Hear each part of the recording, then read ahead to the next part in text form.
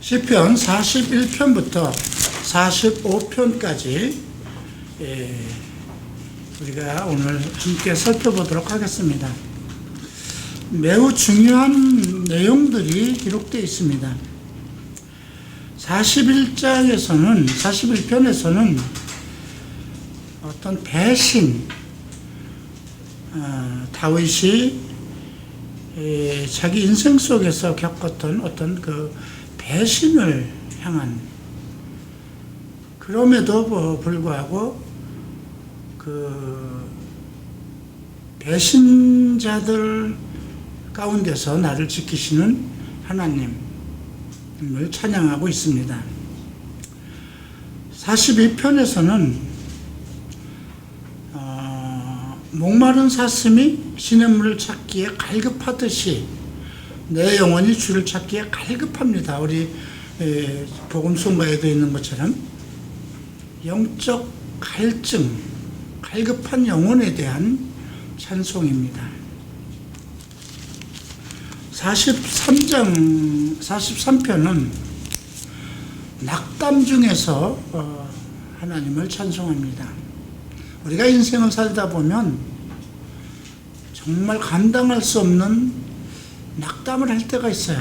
이거 내가 믿음 생활을 하면서도 정말 이게 올바른 생활인가? 올바른 삶인가? 그런 낙담에 빠질 때가 있습니다. 시편 44편에서는 하나님의 자비를 구하는 찬송입니다. 하나님의 자비를 구한다는 건 무엇일까요? 그만큼 자기가 어떤 고통을 당하기 때문에 하나님의 자비를, 우리가 자비할 때 불교에서 쓰는 말 아닌가 이렇게 생각하는데 아니에요. 불교는 인간 세계에서 시작된 것이고요. 하나님의, 우리 기독교는 원초적으로 하늘에서부터 시작한 거예요. 태초로부터 시작된 거잖아요. 그죠?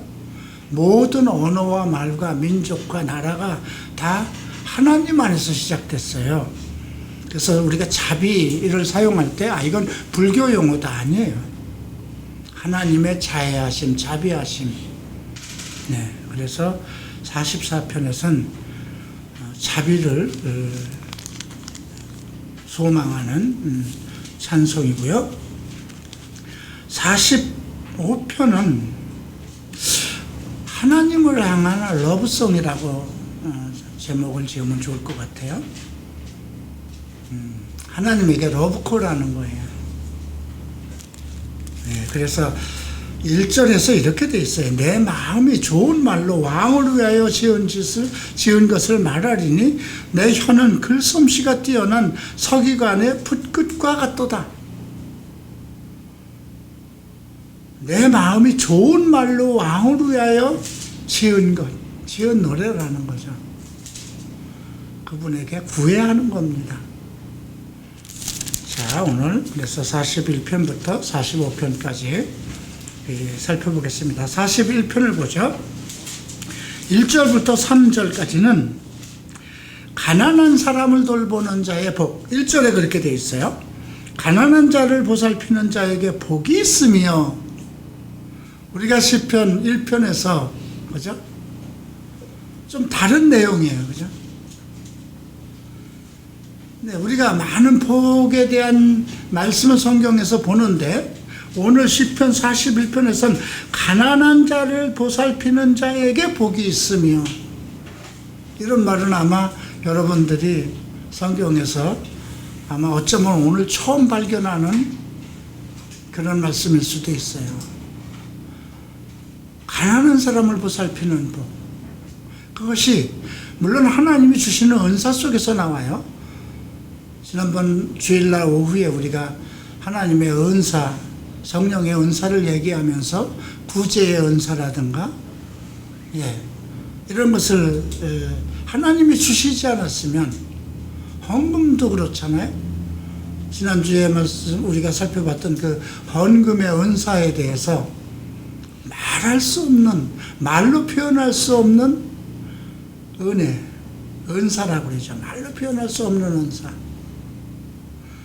저는 성도들이 11조를 온전한 11조 생활을 하는 것만도 은사예요. 쉽지 않아요.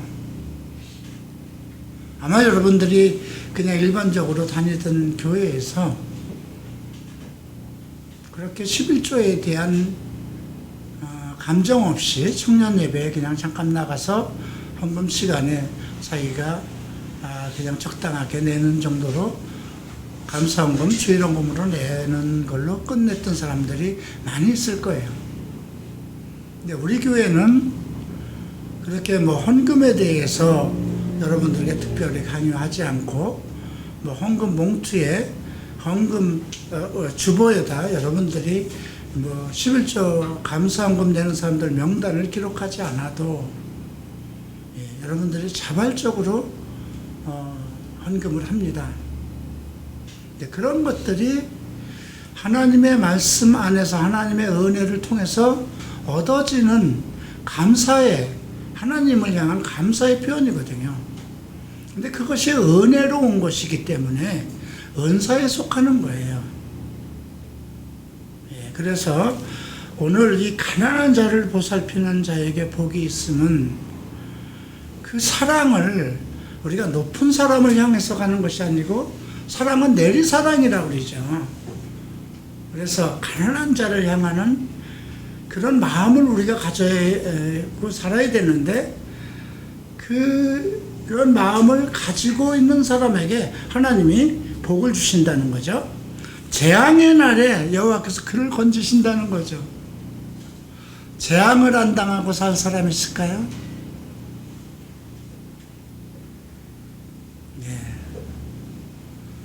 그래서 우리 사람들은 나에게 유익이 되는 사람, 좀 높고 잘생기고 뭔가 가지고 있고 그런 사람들하고 교제하기를 힘쓰고 그렇게 무리를 지으면서 살아가길 좋아합니다. 근데 성경은 가난한 자들을 돌보는 것, 그들에게 재앙의 날에 여호와께서 그를 건진다는 거예요. 왜?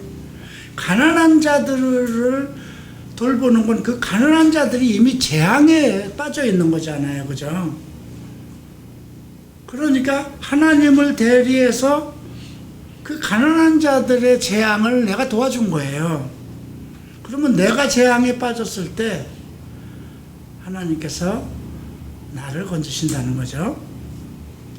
여호와께서 그를 지키사 살게 하시리니 그가 이 세상에서 복을 받을 것이라. 그 일생 동안 여호와께서 지키신다는 것입니다. 가난한 자를 돌보는 자들은 주여 그를 그 원수들의 뜻에 맡기지 마소서.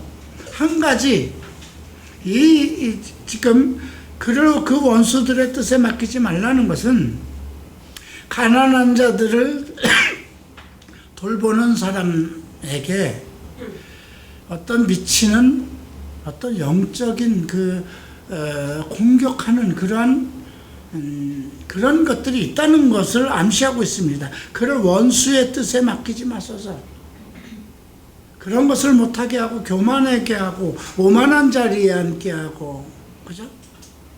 그런 길로 이끌어가려고 하는 그런 무리가 있다는 것이죠. 여호와께서 그를 병상에서 붙으시고 그가 누워있을 때마다 그의 병을 고쳐주셨느니. 이게 얼마나 대단한 복이죠.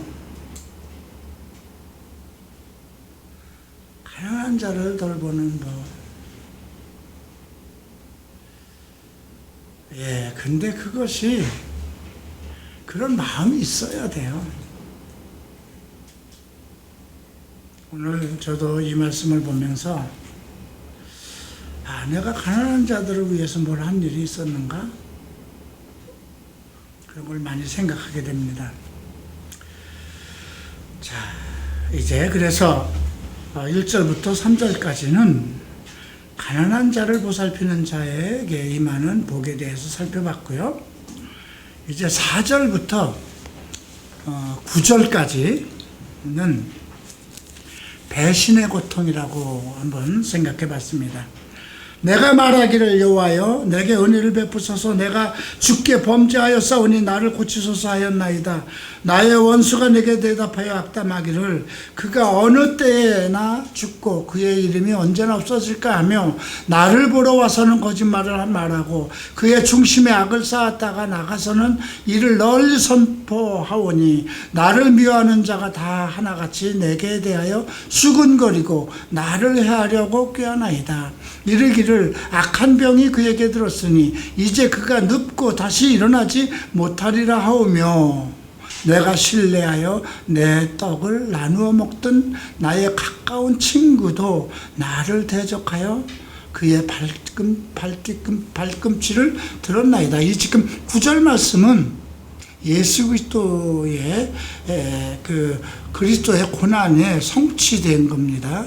가룟 유다가 예수 그리스도의 같은 상에서 밥을 먹던 그 친구가 대적하고 발꿈치를 들은 것, 그것이 성취된 것을 얘기하는 것인데요. 지금 조금 내용이 그 구조가 이상해요.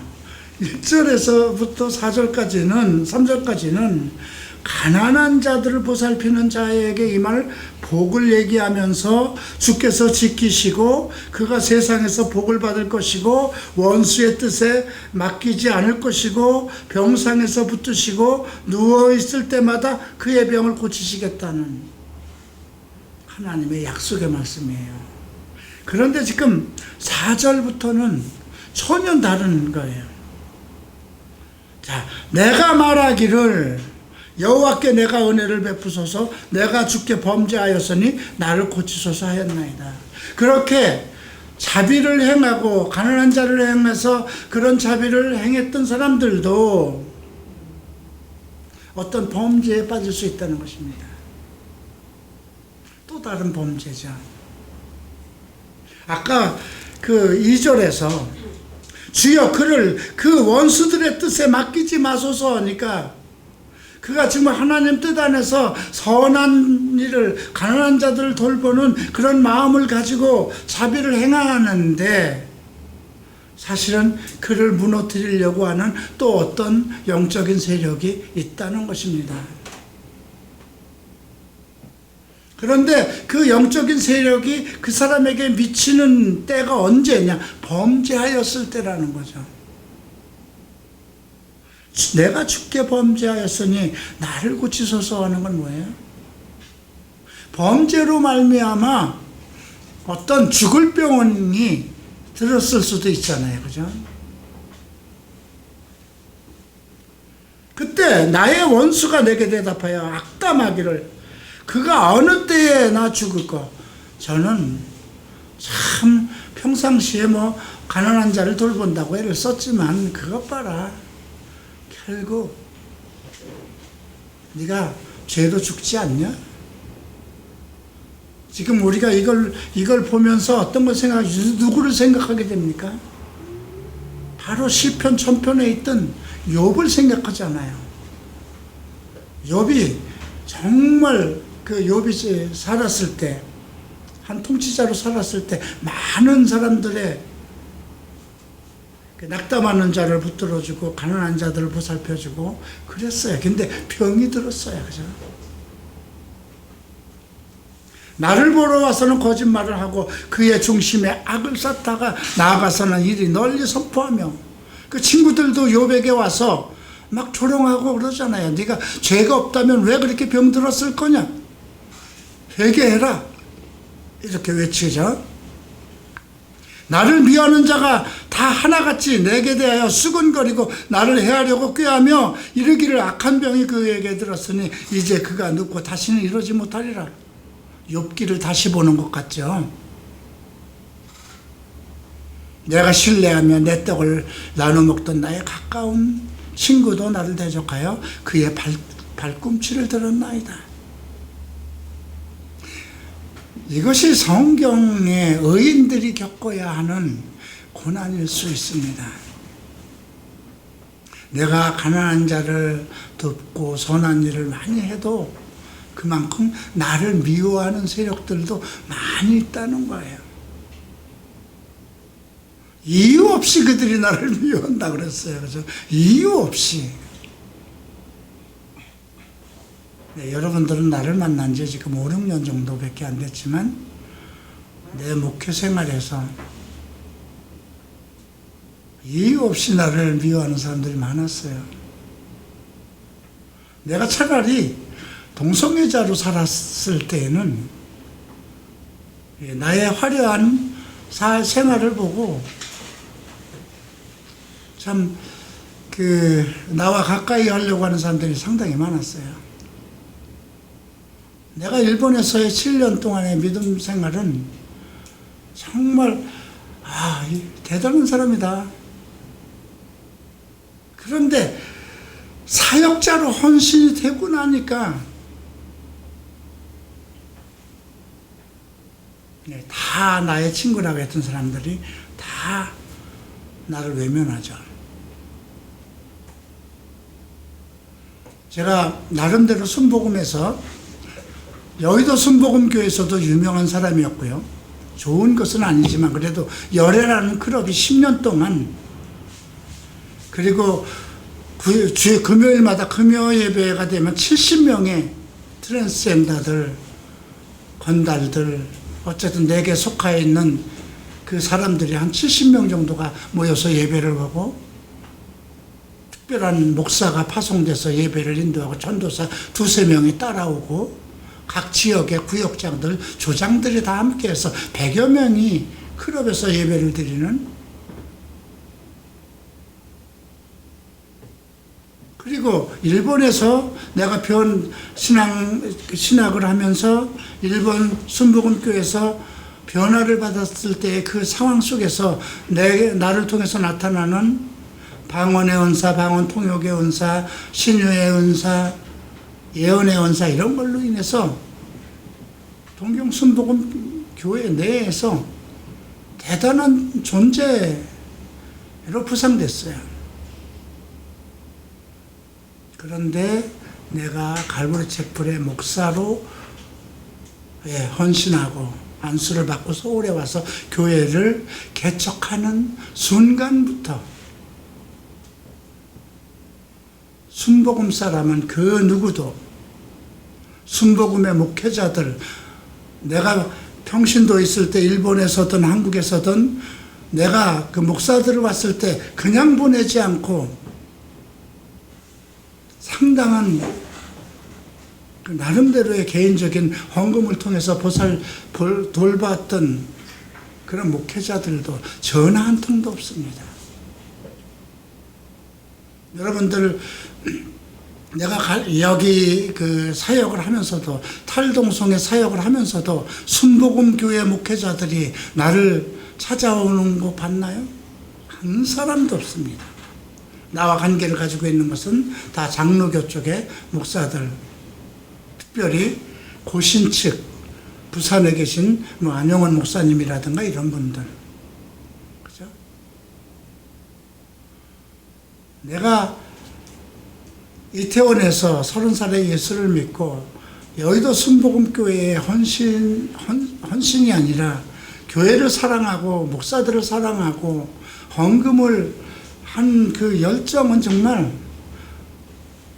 내 믿음 생활 속에서 그렇게 열정적으로 해본 일이 없어요. 그럼에도 불구하고 내가 목회자가 됐을 때 그 어떤 사람도, 나를 담임으로 했던 사람들이 3~4명이었고, 나와 관계를 가지고 있는 전도사들이 10여 명이었음에도 한 사람도 나를 찾아온 사람이 없었어요. 그 집사들이나 장로들도, 그 어떤 사람도 참 묘하지 않을까요? 내가 목사 되는 것이 그들에겐 기이한 일이기도 하고 싫었던 거죠. 그러니 하나님의 아들 메시아 되신 예수 그리스도가 나사렛이라는 정말 형편없는 그런 곳에서 태어나고 루머를 가지고 태어난 그 목수의 아들 예수가 하나님의 아들 메시아라는 이 사건 때문에 메시아를 기다리고 있었던, 수천 년 동안 기다리고 있으면서 대망의 그 메시아를, 그들의 소망은 메시아를 만나는 거거든요. 하나님의 음성이 400년 동안 끊겨 있는 그 상황 속에서 오직 메시아의 음성을 기다려오던 유대인들이 정작 메시아가 나타났을 때 그를 거부하고 받아들이지 않고 죽여버리자 하는 결론이 나오죠. 이게 성경의 흐름이에요. 그런데 오늘 이 말씀이 가난한 자를 보살피는 자에게 복이 있으며로부터 시작하는 거예요. 여기서 가난한 자라는 건 배고프고 궁핍한 자, 물론 그 사람들도 포함되지만 지금 뒤에서 영적인 문제를 다루고 있는 문제예요. 그래서 영적인 갈급되어 있는 자들을 돌보는 자의 복을 얘기하는 거예요. 우리가 예수님이 보세요. 귀신 들린 자들, 병든 자들, 늘 병든 과부들, 문둥병자들, 그들이 생활이 어떻겠어요? 가난하죠, 다들. 그죠? 근데 그들이 가난한 건 뭘까요? 심령이 가난한 거죠. 자기들의 인생을 바꿀 수도 없고 어떻게 할 수도 없기 때문에 우리는 이렇게 살아야 되는가 하는 그 심령이 가난해서 정말 오직 하나님에게 구원을 바라면서 살아가는 것밖에 없잖아요. 그죠? 소경이라든가 안증뱅이라든가 다 거울인들이고 가난할 수밖에 없어요. 육체적으로 고난을 받는 사람은 삶도 가난할 수밖에 없고요. 그래서 여기서 가난이라는 이 말은 심령이 가난한 자는 복이 있나니 천국이 저희 것이며 하는 팔복에서 처음으로 얘기한 그 말씀과 같이 봐야 되는데, 그래서 그러한 심령이 가난한 자들을 돌보는 자들을 하나님께서 복을 주시고 지켜주시고 그들의 병을 치료하시고 그렇지만 그 반대로 그들을 시기하는 그 또 다른 세력이 있다는 겁니다.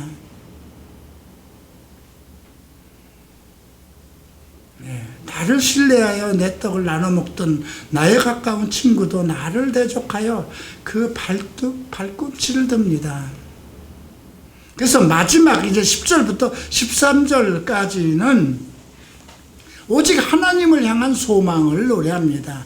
그러하오나, 내가 그런 상황에 있사오나 주 여호와여 내게 은혜를 베푸시고 나를 일으키사 내가 그들에게 보응하게 하소서. 보응하게 한다는 건 어찌 그는 이제 원수 갚게 하소서 그러는데, 실질적으로 대응해서 원수를 갚게 해달라는 게 아니에요.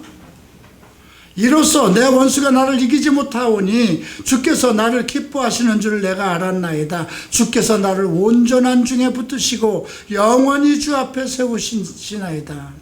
이스라엘 하나님 여호와를 영원부터 영원까지 송축할지로다. 아멘 아멘. 이렇게 아멘을 2번 하면서, 그래서 이 시편 41편은요 하나님께서 택하시고 부르신 목자들의 어떤 고통과 아픔, 그런 것들, 결국 예수 그리스도에 대한 노래예요. 그죠? 예수 그리스도께서 평생 가난한 자들을 위해서 일하셨잖아요. 그죠? 몸이 아프고 눈이 멀고 안증뱅이, 문둥병자. 자, 이제 42편에서는 더 이제 영적인 그 갈증에 대한 노래가 나오는데요.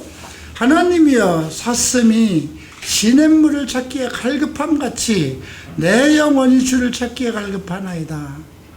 우리 복음송에 있는 거죠. 내 영혼이 하나님 곧 살아계시는 하나님을 갈망하니 내가 어느 때에 나아가서 하나님의 얼굴을 배울까.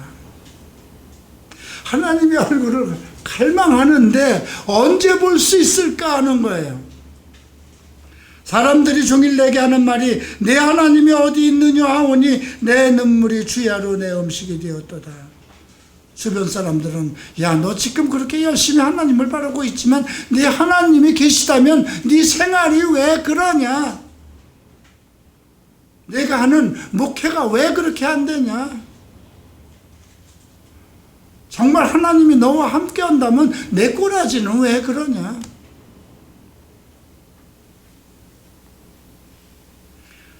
내가 전에 성의를 지키는 무리와 동행하여 기쁨과 감사의 소리를 내며 그들을 하나님 집으로 인도하였더니 이제 이 일을 기억하고 내 마음이 상하는도다. 과거의 일이 된 거예요. 주의 송일날은 주일날이 되겠죠. 무리와 동행하여 기쁨과 감사의 소리를 내며 하나님의 집으로 많은 무리들을 그렇게 인도하였는데, 그죠? 이제 이 일을 기억하고 내 영혼은 계속 갈급한 겁니다.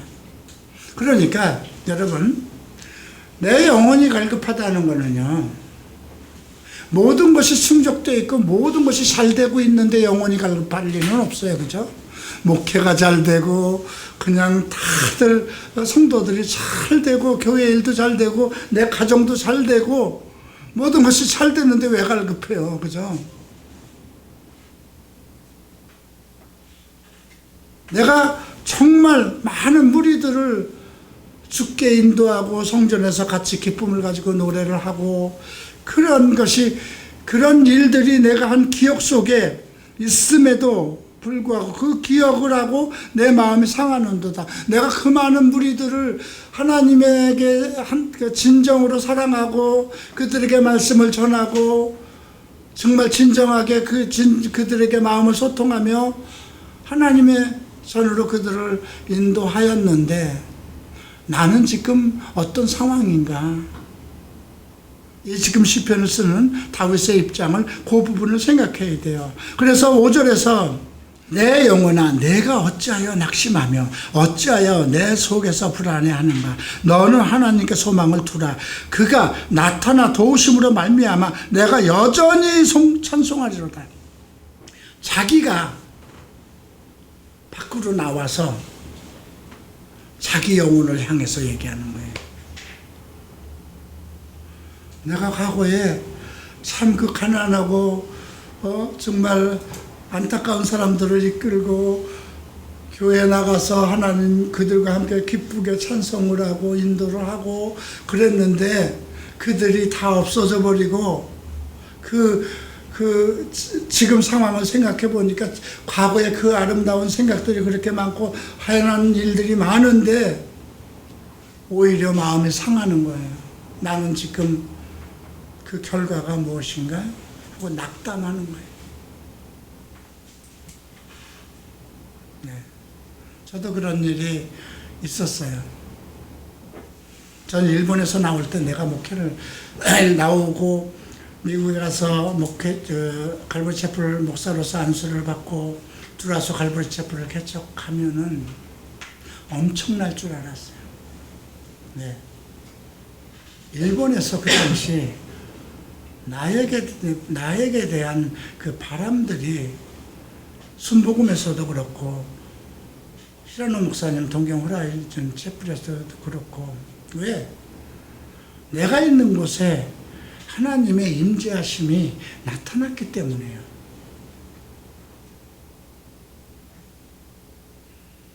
여러분, 내가 동경 호라이즌 채플 2주년 기념식 그 무렵에 간 거예요.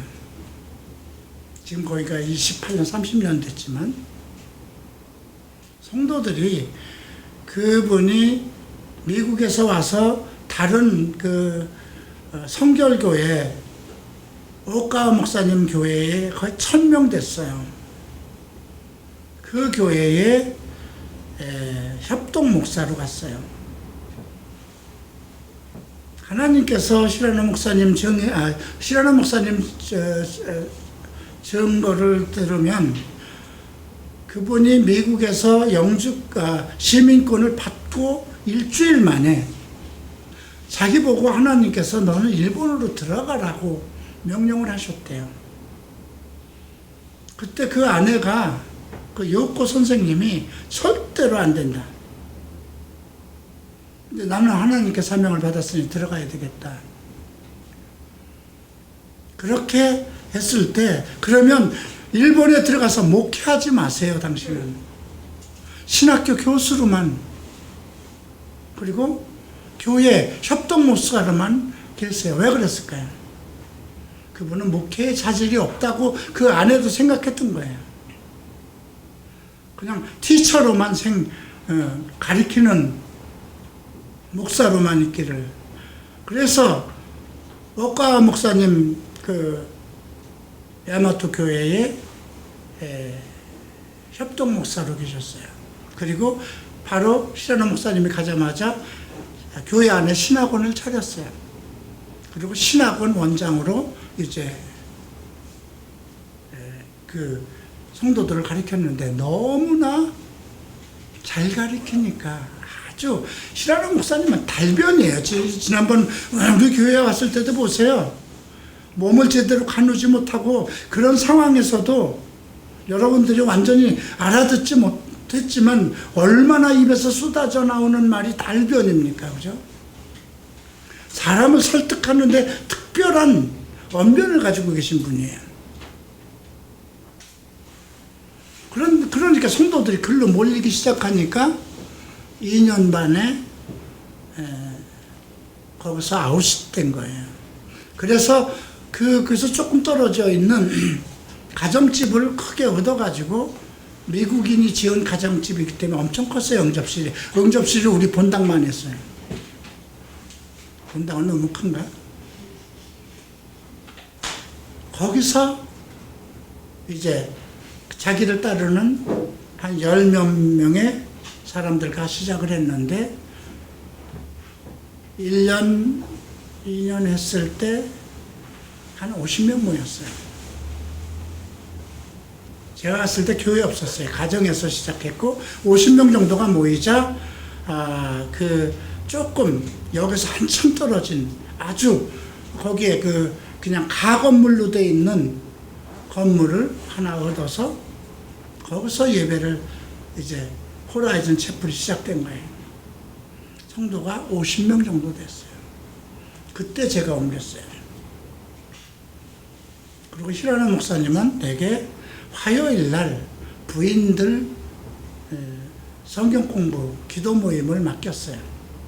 그래서 우리는 그 패밀리 식당에서 12시에 모여서 식사를 같이 하고, 거기 패밀리 식당 한쪽 구탱이를 얻어서 거기서 성경 공부를 합니다.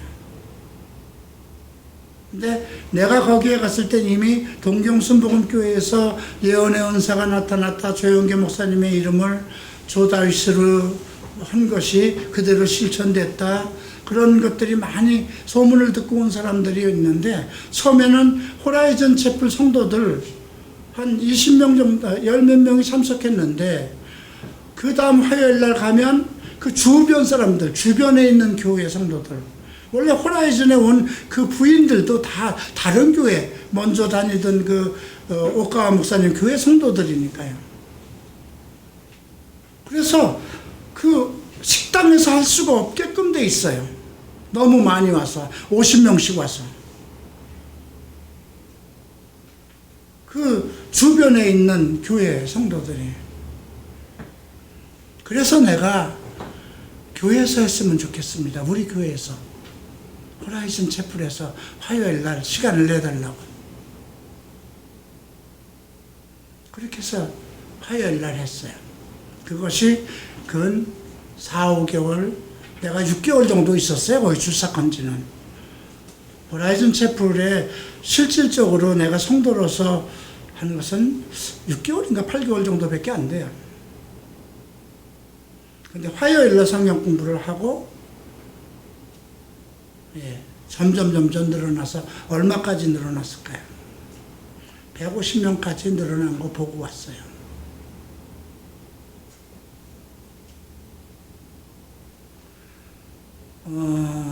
조금 시라노 목사님이 그 당시에 조금 뭐라 그럴까요? 어떤 좀 질투감 그런 걸 느꼈어요. 왜냐면 그 당시 제가 이사야를 가지고 성경 공부를 했는데,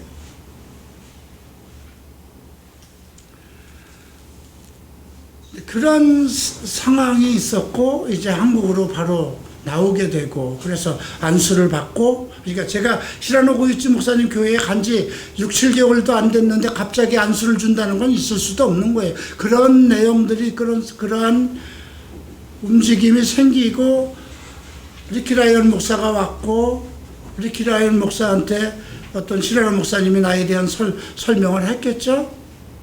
그걸 통해서 리키 라이언 목사님은 하나님께서 어떤 계시를 받아서 나를 안수를 했겠지만은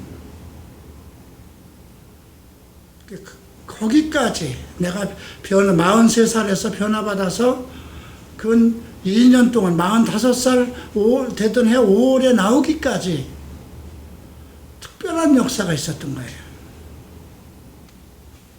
근데 목사가 돼서 딱 한국에 도착돼서 가정채플로 우리 누님과 우리 이장로 가족과 모아 승재 그 조그만 애들 데리고 시작해서 10몇 명이 됐을 때 이태원에다 교회를 개척하고요. 그리고 30명이 모여들었어요. 전도사가 4명이 모였어요.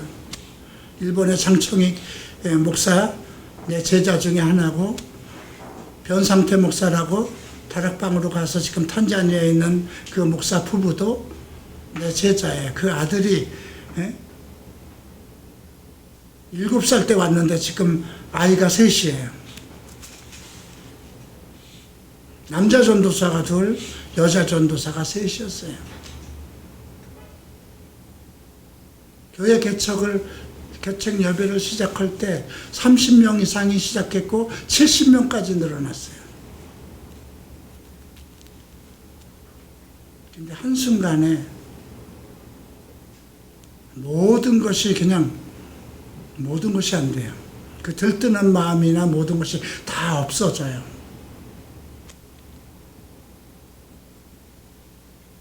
그런 상황들, 그러니까 이제 그 다음부터 그러니까 그렇게 됐을 때는 갈급함이라는 게 없어요. 풍족하게 되고 잘 돼가는데, 그죠? 근데 갑자기 고난이 와서 교회가 없어지게 되고, 교육전도사로 있었던 청년이 마약에 연루돼서 경찰서에 갔다 오고, 그들 중에 2명이 마약 쇼크사로 죽고, 교회 경찰서에서 조사가 들어오고, 마침 그 교회 건물은 또 팔려가지고 새로 짓는다고 나가야 되고, 그 건물을 얻어서 수리하는데 5천원, 7천만 원을 거기 이미 다 들어가 있는데요.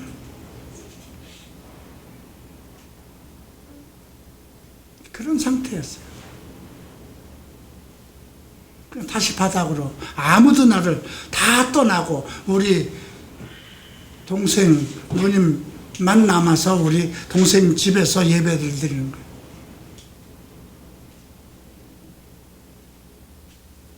그냥 꿈이라는 건 다 없어지는 거예요. 그렇죠? 그리고 한남동 시절이 시작된 거죠. 그때 있어봐야 모세, 현철이, 효리, 우리 가족들 몇 명. 근데 그때 갈급한 마음이 생기는 거예요.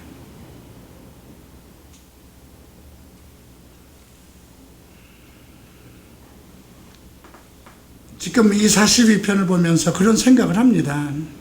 내가 성일에 지키는 무리와 동행하여 기쁨과 감사의 소리를 내며 그들을 하나님 집으로 인도하였더니 이제 이 일을 기억하고 내 마음이 상하였도다. 과거에는 내가 나름대로 그렇게 하나님 앞에서 화려하였는데 지금 이게 뭔가 다 사라지고 그 상황에서 내 영혼아 내가 어찌하여 낙심하냐. 자기가 자신을 향해서 얘기하는 거예요. 내 속에서 불안하는가. 너는 하나님께 소망을 두라. 그가 나타나 도우심으로 말미암아 내가 여전히 찬송하리로다. 내 하나님이여 내 영혼이 내 속에서 낙심이 되므로 내가 요단과 헤르몬과 미살 산에서 주를 기억하나이다. 과거에 자기가 성령의 기름 부음, 하나님의 기름 부음이 있었던 그 날들을 기억하는 거예요. 저도 그랬어요. 내가 일본에 있을 때 하나님께서 나를 얼마나 사랑하셨고 내게 어떤 기름 부음을 부었고 내 입에서 나오는 모든 말과 성경에서 성경을 읽을 때 나타난 그 깨달음 속에서 느꼈던 그 많은 기쁨, 이런 것들. 주의 폭포 소리가 깊은 바다가 서로 부르며 주의 모든 파도와 물결이 나를 휩쓸었나이다. 낮에는 여호와께서 그의 인자심을 베푸시고 밤에는 그의 찬송이 내게서 생명의 하나님께 기도하리로다. 내 반석이신 하나님께 말하기를 어찌하여 나를 잊으셨나이까? 내가 어찌하여 원수의 압제로 말미암아 슬프게 다니나이까?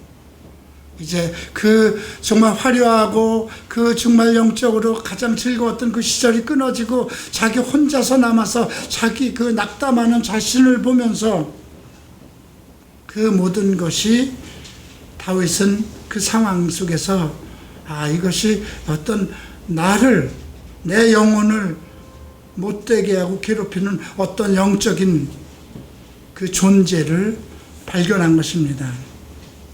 내 뼈를 찌르는 칼같이 내 대적이 나를 비방하여 늘 내게 말하기를 내 하나님이 어디 있느냐도다. 내 영혼아 내가 어찌하여 낙심하며 어찌하여 내 속에서 불안해하는가. 너는 하나님께 소망을 두라. 나는 그가 나타나 도우심으로 말미암아 내 하나님을 여전히 찬송하리로다. 여러분들이 정말 일이 꼬이고 모든 것이 안 되고 감당이 안 될 때 가끔은 내가 하나님의 전에서 하나님께 얼마나 열정을 가졌던 거, 얼마나 열심을 가졌던 거 하는 그런 마음도 솟아날 거예요. 그런데 지금 나는 왜 이렇게 자기 영혼이 낙심해서 모든 사람이 다 떠나고 자기 홀로 되고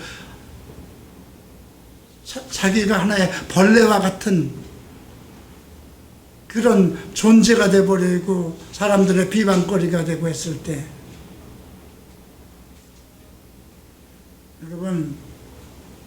여러분들은 느끼지 못했지만 한국에서 정말 한국의 교회 의상이나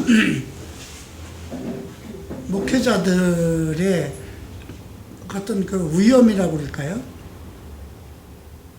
그들의 눈에 아무리 갈보리 채플이 대단하고 그래도 그들이 보기에는 갈보리 채플은 망나니들, 미국에서도 알코올, 마약, 동성애, 성에 쩌들고 사람 대접, 인생의 가치에 들어오지 못했던 인간들이 하나님의 은혜 가운데 척 스미스로 말미암아서 미국에서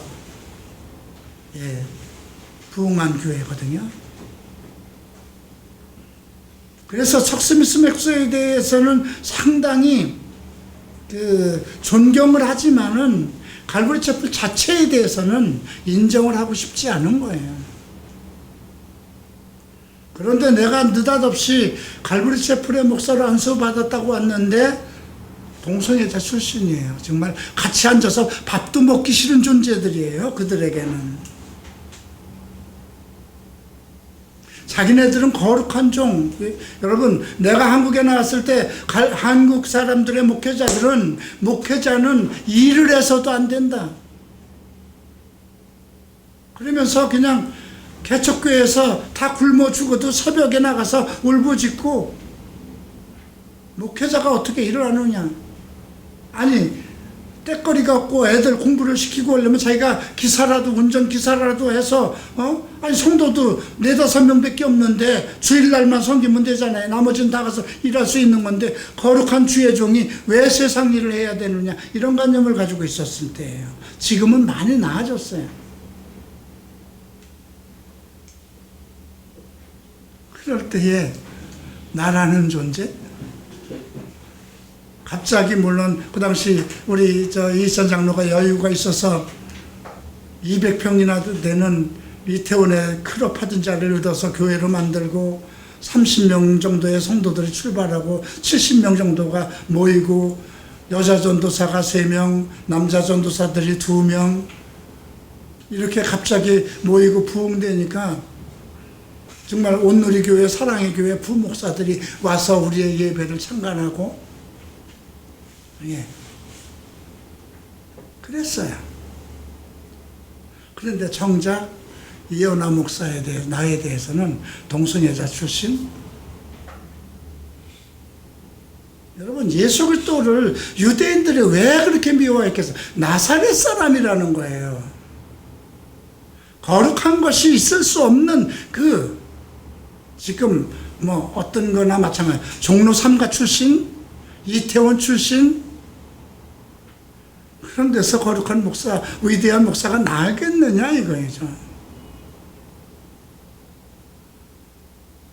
또 한 예로 얘기하면 사랑의 교회, 뭐 우리 교회, 뭐 새에덴 교회, 뭐 온누리 교회 그런 데서 위대한 종이 나올 수 있지 갈보리 채플 같은 데서 무슨 올바른 종이 나올 수 있겠느냐. 서울 갈보리 채플 같은 데서 다 동성애자들 출신 아니야? 똑같은 거예요. 그런 속에서 오직 하나님 낙담이 되죠. 세상 가운데 살아가면서는 계속 낙담이 되고 비방거리가 되고 조롱거리가 되고 한상에서 밥을 먹던 사람도 들고 일어나서 나가고 그런데 자기를 향해서 꾸짖는 거예요. 내 영혼아 왜 낙담하냐. 오직 하나님만 바라고 왜? 너를 축복하고 너를 구하시고 너를 기름 부신 그분이 내가 찬송하실 분이 누구냐. 그래서 내 영혼아 내가 어찌하여 낙심하여 어찌하여 내 속에서 불안하는가. 너는 하나님께 소망을 두라. 여러분들은 어떤 환난과 어떤 고난과 만약에 여러분들이 나는 탈동성애자야 하고 누구에게도 얘기를 하고 직장에서도 다 언급을 했을 때 여러분들이 비방을 받는다 하더라도 그래서 주변에서 어떤 비방과 어떤 것이 오더라도 여러분들이 하나님과의 온전한 관계를 가지고 있다면 어떤 상황에도 하나님께 소망을 두라는 것입니다. 43편입니다. 하나님이여 나를 판단하시되 경건하지 아니한 나라에 대하여 송사를 변호하시며 간사하고 불의한 자에게서 나를 건지소서. 경건하지 않은 나라에 대하여 내 송사를 변호하시고, 그죠? 불의한 나라에 대해서 나가 잘했는지 못했는지를 주께서 주의 눈으로 판단하라는 뜻입니다. 주는 나의 힘이 되신 하나님이거든. 어찌하여 나를 버리셨나이까. 내가 어찌하여 원수의 억압으로 말미암아 슬프게 하십니까. 내가 열심히 오직 하나님만 바라고 세상 가운데서 잘못한 것이 없이 열정적으로 주의 성도로서 살아가는데 어째 나를 버리셔서 악인들에게 억압을 받게 하느냐. 이렇게 하소연합니다. 3절 함께 읽겠습니다. 주의 빛과 주의 진리를 보내시어 나를 인도하시고 주의 거룩한 산과 주께서 계시는 곳으로 이르게 하소서. 이게 이제 소망이죠. 주의 빛과 주의 진리를 보내시어 나를 인도하시고. 우리가 가끔 낙담에 빠지고 어떤 고통 속에 있을 때 그것을 이길 수 있는 것은 주의 빛, 그죠? 어둠을 밝히시는 빛, 생명의 빛, 세상의 빛이라고 그랬잖아요. 주의 진리, 성경의 말씀이죠. 나를 인도하시고 주의 거룩한 산과 주께서 계시는 곳에 이르게 하소서. 그런즉 내가 하나님의 제단에 나아가 나의 큰 기쁨의 하나님께 이르리이다. 하나님이여 나의 하나님이여 내가 수금으로 주를 찬양하리라. 그러니까 이 말은 나를 원수들에게 맡기지 마시고 나를 버리지 마시고 빛과 주의 진리로 나를 인도하셔서 하나님 계신 곳에 가게 하셔서 어둠에 빠지지 말게 해달라는 것입니다. 그렇게 해서 내가 오직 주 앞에 찬송을 하게 해달라. 또 계속해서 5절에서 같은 얘기를 합니다. 내 영혼아 내가 어찌하여 낙심하며 어찌하여 내 속에 불안해 하는가. 너는 하나님께 소망을 두라. 그의 나타나신 도우심이 말미암아 내 하나님을 여전히 찬송하리라. 지금 42편 43편은 같은 맥락입니다. 그만큼 다윗도 사울에게 있게 정말 공격을 받으면서 그 영적인 그 고통을 받고 또 자기 아들들의 반역과 또 자기 밑에 있던 그 군대 대장들이라든가 대신들 그들의 배신을 보면서 겪었던 그 상황에서 낙심하고 그랬을 때 자기의 영혼을 추스리는, 그죠? 누가 내 영혼을 추스려 주지 않습니다. 내 영혼아 내가 어찌하여 낙심하냐. 오직 하나님을 바라라. 하나님께 소망을 가져라. 세상에는 소망 없다는 것입니다. 44편을 얘기합니다. 이거는 자비의 노래라고 그랬습니다.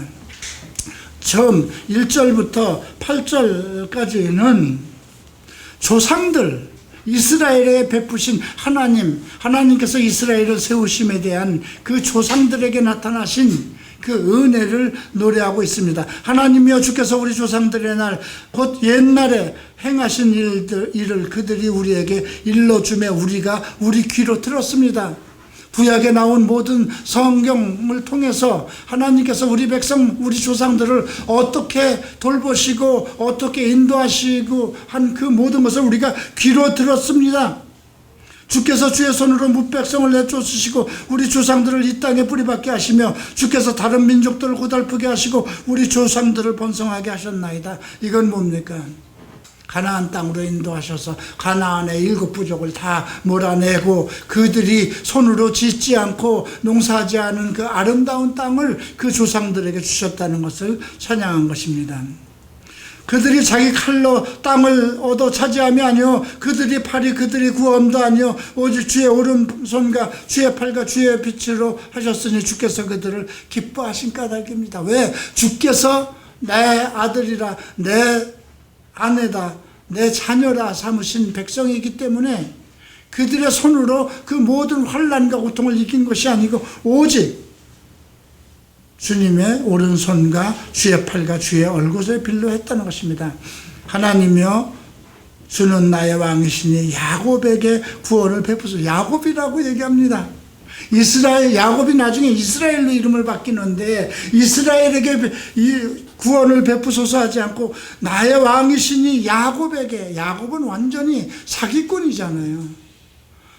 나는 정말 인생 중에 더럽고 정말 보잘것없지만 하나님의 은혜를 내게 베푸소서. 우리가 주를 의지하여 우리 대적을 누르고 우리를 치러 일어난 자를 주의 이름으로 밟으리라. 나는 활을 의지하지 않을 것이라. 내 칼이 나를 구원하지 못하리로다. 오직 주께서 우리의 원수들에게 구원하시고 우리를 미워하는 자로 수치를 당하게 하셨나이다. 우리가 종일 하나님을 자랑하였나이다. 우리는 하나님의 이름을 영원히 감사하리라. 우리는 종일 하나님을 자랑하였습니다. 왜? 그 대적들을 우리가 물리친 것이 아니고 하나님께서 하셨기 때문에. 내 환난 중에 있는 야곱, 세상에서는 야곱과 같이 정말 비겁하고 고난 속에 있고 아주 그랬어도 하나님의 택한 자이기 때문에 하나님께서 왕이 되시고 그러한 야곱을 구원하셨다 이렇게 찬송을 합니다. 그러니까 지금 8절까지는 이스라엘 역사 속에 함께 하신 하나님을 찬송한 겁니다. 그런데 9절부터는 그러나라고 시작합니다. 이제는 주께서 우리를 버려 유혹을 당하게 하시고 우리 군대와 함께 나아가지 아니하십니까? 이스라엘 백성이 범죄할 때마다 정말 시리아라든가 아수르라든가 느부갓네살, 바벨론, 메데와 파사 그 주변에 있는 국가들로 계속 공격을 당하게 했죠. 하나님이 함께 하시지 않았습니다. 주께서 우리를 대적들에게 돌아서게 하시니 우리를 미워하는 자가 자기를 위하여 탈취하였나이다. 주께서 우리를 잡아먹일 양처럼 그들에게 넘겨주시고 우리 민족 중에 우리를 흩으셨나이다. 주께서 주의 백성을 헐값으로 파시며 그들을 판 값으로 이익을 얻지 못하셨나이다. 주께서 우리를 하여금 이웃에게 욕을 당하게 하시니 그들이 우리를 둘러싸고 조소하고 조롱하나이다. 주께서 우리를 뭇 백성 중에 이야기거리가 되게 하사 민족 중에 머리를 흔들며 당하게 하셨나이다. 나의 능력이 종일 주 앞에 있으며 수치가 내 얼굴을 덮었으며 나를 비방하고 욕하는 소리 때문이여 나의 원수와 나의 복수자 때문입니다. 한때는 그렇게 영광 중에 그 택하신 야곱의 이스라엘을 그렇게 축복하시고 모든 대적을 쫓아주시고 하나님이 함께 하시더니 이제는 왜 우리를 그냥 내버려서 원수의 조롱거리가 되게 하셨느냐 이겁니다. 그리고 이 모든 일이 우리에게 임하였으니 우리가 주를 잊지 아니하면, 이제 여기서부터가 중요합니다. 이런 환난과 고통이 우리에게 임했었는데도 우리가 주를 잊지 아니면, 첫 번째는 주를 잊지 않는 것입니다. 주의 언약을 어기지 아니면, 두 번째가 주의 언약을 어기지 않는 것이죠. 세 번째가 우리 마음은 위축되지 아니하고, 네 번째는 우리 걸음도 주의 길을 떠나지 않았다는 거죠. 여러분들이 한때 하나님의 은혜를 많이 받았을 때가 있을 겁니다. 그러다가 어떤 때 너무 고난과 낭망에 빠져 있을 때 내가 어떻게 해야 될 것인가? 주를 잊지 말아야 됩니다. 교회를 잊지 말아야 됩니다. 그리고 주께서 내게 약속하신 모든 성경에 약속하신 말씀, 기억, 소망을 잊지 말아야 됩니다. 그리고 어떤 상황에도 마음의 위축을 받지 말아야 됩니다. 내 마음이 위축되면 다 무너지는 겁니다. 그리고 우리의 걸음도 주의 길을 떠나지 않게, 어떤 상황이 와도, 우리 찬송 중에도 모든 상황 속에서라는 게 있죠. 어떤 상황 속에서도 주를 떠나지 않는 것. 주께서 우리를 승냥이 저수에 밀어넣으시고 그를 사망의 그늘로 덮으셨나이다. 그러니까 우리가 이만큼 짐승들 속에서 죽음 속으로 몰아넣은 것은 주께서 하신 일이라는 것입니다. 우리가 우리 하나님의 이름을 잊어버렸거나 우리 손에 이방신에게 향하여 폈다면 하나님이 이를 알아내지 아니하셨겠습니까? 무릇 주는 마음의 비밀을 하십니다. 내가 만약에 이방인을 향해서 하나님의 이름을 잊어버리고 이방신을 향해서 내가 손을 폈다면 하나님은 그거 모르셨겠습니까? 주님은 모든 비밀을, 마음의 비밀을 아시는 분 아닙니까? 나는 그러지 않았다는 거죠. 우리가 종일 주를 위하여 죽임을 당하게 되며 도살할 양같이 여김을 받았나이다. 이것도 이사야에서 나오는 겁니다. 그죠? 이것이 예수 그리스도를 칭하는 거죠. 주여 깨소서. 이건 굉장히 숙명적인 노래입니다. 하나님의 사명을 위해서 부름을 받고 기름 부은 자가 이 세상을 살아가면서 겪어야 되는 영적인 고통에 대한, 주께서 나를 승냥이 굴로 넣으시지 않았습니까? 자기의 숙명적인 운명, 그런 속에서도 나는 주의 길을 버리지 아니하고 언약을 어기지 아니하고 마음이 위축되지 않고 우리의 걸음을 주의 길에서 떠나지 않았습니다. 내가 만약에 하나님의 이름을 버리고 내가 만약에 이방신을 향해서 손을 폈다면 하나님이 내 마음의 비밀을 몰라셨겠습니까? 이렇게 나는 온전했음에도 불구하고 우리가 종일 주를 위하여 죽임을 당하게 되며 도살할 양같이 여김을 받았습니다. 욥도 그랬죠. 아무 잘못이 없는데도 그런 사탄에, 우리는 그게 사탄으로부터 온 것인지 몰라요. 욥이 그렇게 고난을 받았어도 하늘에서 있었던 일이잖아요. 사탄에게 허락을 한 거잖아요. 이 과정은 우리가 이제 신약에서 뭘로 표현할까요? 연단입니다.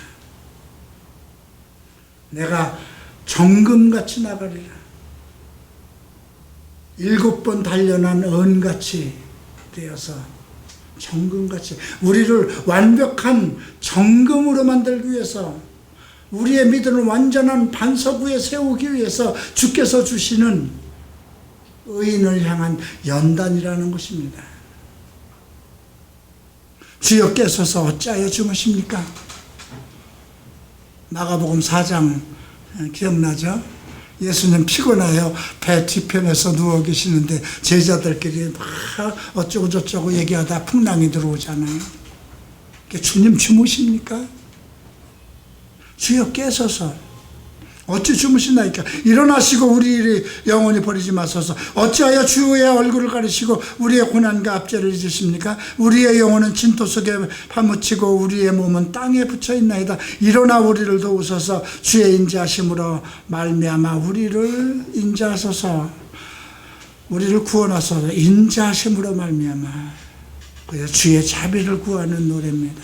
어떤 환난과 어떤 고통 속에서도 과거에 우리를 도우신 성경의 정말 위대한 역사를 기억하며 어떤 상황 속에도 뒤로 물러서지 않고 악한 길로 빠지지 않고 주의 길에 머물며 주를 송축하며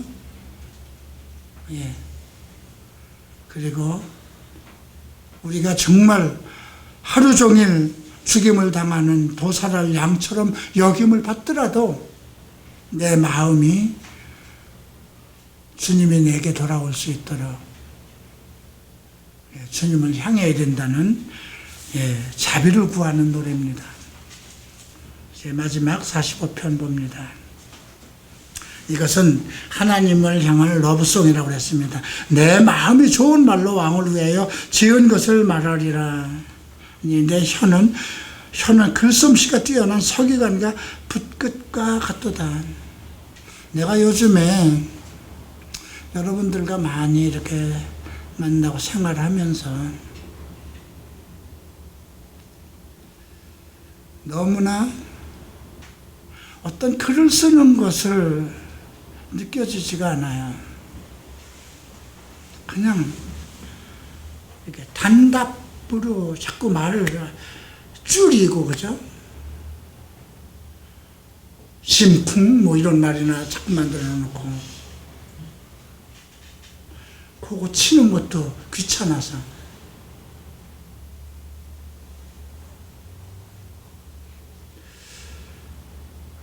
여러분들이 한번 여러분들의 마음을 열어서 글로 한번 하나님께 남겨보셨습니까?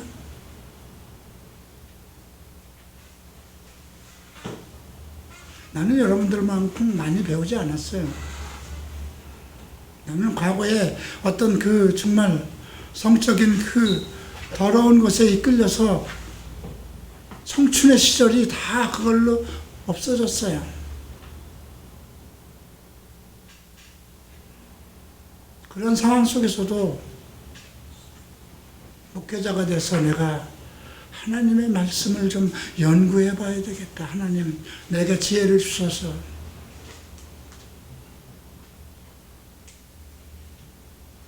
그리고 10년을 앉아서 쓴 것이 여러분 갈보리 채플 홈페이지에 나오는 강해예요. 간간히 보면 욥기를 못했고 예레미야를 못해서 이것을 지금 내가 할 수 있을까? 지금 못해요. 지금도 과거에 쓴 그 글 한 장을 강의하기 위해서 7페이지, 8페이지, 12페이지가 되는 것을 어떻게 써내려 갔을까가 이해가 안 돼요. 지금도 그걸 뽑으면서 요한복음 주일 설교를 준비하면서 과거에 썼던 그 내용을 보면서 지금의 생각이, 과거의 생각이 지금 내가 보는 그 새롭게 쓰더라도, 새롭게 원고를 작성하더라도 그만큼 할 수 없는 깊이를 가지고 있었어요. 지금은 많이 줄여서 나가는 거예요. 지금은 여러분들에게 예화가 많이 나가요. 전에는 성경 말씀이 많이 추가되어 있었어요. 내가 그렇게 글을 쓰던 사람이 아닙니다.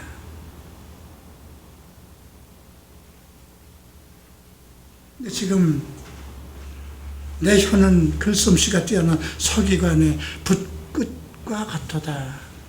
왕은 사람들보다 아름다워 은혜를 입술에 머금으니 그러므로 하나님이 왕에게 영원한 복을 주시도다. 이게 지금 하나님을 송축하는 거거든요. 용사여 칼을 허리에 차고 왕의 위엄과 위엄을 입으소서. 왕은 진리의 온유와 공의를 위하여 왕의 위엄을 세우시고 병거에 오르소서. 왕은 오른손에 왕에게 놀라운 일을 가리키리이다. 왕의 화살은 날카로워 왕의 원수의 염통을 뚫으니 만민이 왕 앞에서 엎드러지는도다. 하나님이여 주의 보좌는 영원하며 주의 나라의 규. 이 규라는 것은 지도자가 가지고 있는 지도봉입니다. 나라의 규는 공평한 규이나이다. 7절 함께 읽겠습니다. 왕은 정의를 사랑하고 악을 미워하시나니 그러므로 하나님 곧 왕의 하나님이 즐거움의 기름을 왕에게 부어 왕의 동료보다 뛰어나게 하셨나이다. 이것은 시편이 아니라 히브리서에 나오나요? 동료도 시편에 나오는 말씀이구나. 이게 그 동료보다 뛰어나게, 이게 히브리서에서 조금 더 언급되어 있죠. 천사보다 좀 못하게 하셨다는 말씀도 나오고요. 왕의 모든 옷은 몰약과 침량과 육개와 향기가 있으며 상하궁에서 나오는 현악은 왕을 즐겁게 하도다. 왕이 가까이 하는 여인들 중에는 왕들의 딸이 있으며 왕의 오빌의 금으로 꾸미고 왕의 오른쪽에 쏟아다. 딸이여 듣고 보고 귀를 기울일지어다. 내 백성과 내 아버지의 집을 잊어버릴지어다. 그러니까 왕들이 전부 다 외국에서 온 이방 여인이잖아요. 그러니까 내 왕에게 귀를 기울이고 내 백성과 내 아버지의 집은 다 버리라는 겁니다. 그리하면 왕이 내 아름다움을 사모하실지라. 그는 내 주인이니 너는 그를 경배할지어다. 두로의 딸을 얘기합니다. 예물을 드리고 백성 중 부한 자도 내 얼굴을 보기를 원하노다. 왕의 딸은 궁중에서 모든 영화를 누리니 그의 옷은 금으로 수놓은 옷보다. 이거 지금 솔로몬에게 해당되는 모든 노래죠. 수놓은 옷을 입은 그 왕께로 인도함을 받으며 시종하는 친구 처녀들도 왕께로 이끌려갈 것이라. 그들의 기쁨과 즐거움으로 인도함을 받고 왕궁에 들어가리로다. 왕의 아들들은 왕의 조상들을 계승할 것이라. 왕이 그들로 온 세계의 군왕을 삼으리로다. 17절 함께 있습니다. 내가 왕의 이름을 만세에 기억하게 하리니 그러므로 만민의 왕을 영원히 찬송하리로다. 만민의 왕은 누굴까요? 여기서 이 글을 쓸 때는 정말 고라 자손들이 다윗과 그 후계자 솔로몬의 그 아름다운 것을 노래했더라도 이것은 결국 메시아를 노래한 것이죠. 만민의 왕을 영원히 찬송하리로다. 이 왕의 이름을 만세에 기억하며. 솔로몬이 아무리 그렇게 뛰어난 정말 복을 받았다고 해도 만세에 기억되는 건 아니잖아요. 만민에게 기억되는 이름은 오직 우리 주 예수 그리스도 한 분이시잖아요. 그래서 45편은 내 주 예수 그리스도를 향한 사랑의 노래, 우리가 정말 최고의 아름다움으로, 최고의 말로, 최고의 글로 그를 아름답게 꾸미고 그의 모든 화려한 위대하심, 장엄하심을 노래하는 글이죠. 자, 이렇게 해서 오늘 45편까지 보았습니다. 다음 주에는 이제 50편까지 보겠습니다. 미리 읽어오시기 바랍니다. 기도합니다. 존귀하신 주님, 시편을 통해서 우리의 심령을 깨우시고 우리의 인생 속에 우리를 넘어뜨리려고 하는 악한 영들이 존재하고 있음을 알게 하시고, 그러면 그럴수록 우리가 의인으로서 가난한 자를 돌아보며 오직 어떤 환난과 고통 속에서도 주의 의를 지키고 이름을 향하고 고난 속에서 주를 깨워 우리를 돕게 하는 그런 기도가 멈추지 않고 우리의 입에서 예수 그리스도의 아름다움과 위대하심과 광대하심을 찬송하는 찬양이 멈추지 않게 하는 성도가 되게 하소서. 감사하며 예수 그리스도 이름으로 기도합니다. 마치겠습니다.